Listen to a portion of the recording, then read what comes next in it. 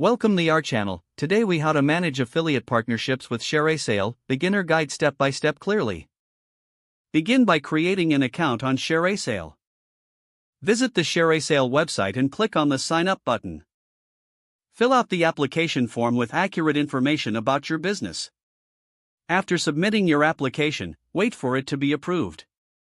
Once approved, log in to your ShareASale account. Familiarize yourself with the dashboard and its features. Navigate to the Merchants tab to explore potential affiliate partnerships. Use the search bar to find specific merchants or browse categories. Review each merchant's details, including commission rates and cookie duration. Select the merchants you are interested in and click Join Program for each. After joining, you will once approved, access your affiliate links within the Links section. Integrate these links into your content, including blogs, videos, or social media. Track your performance by visiting the Reports section frequently. Monitor clicks, conversions, and earnings to evaluate your partnerships. Communicate with merchants for promotional materials and support. Regularly update your content to keep it fresh and relevant. Analyze which partnerships yield the best results.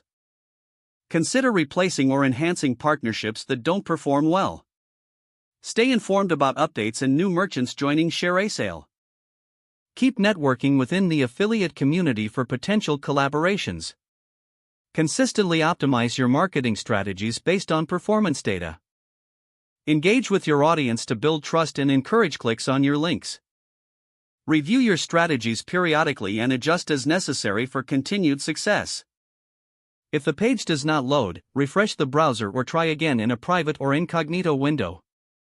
Make sure you are using the correct email address, then retype it carefully to avoid small typos. If your password is not accepted, use the reset option and create a new strong password you can remember.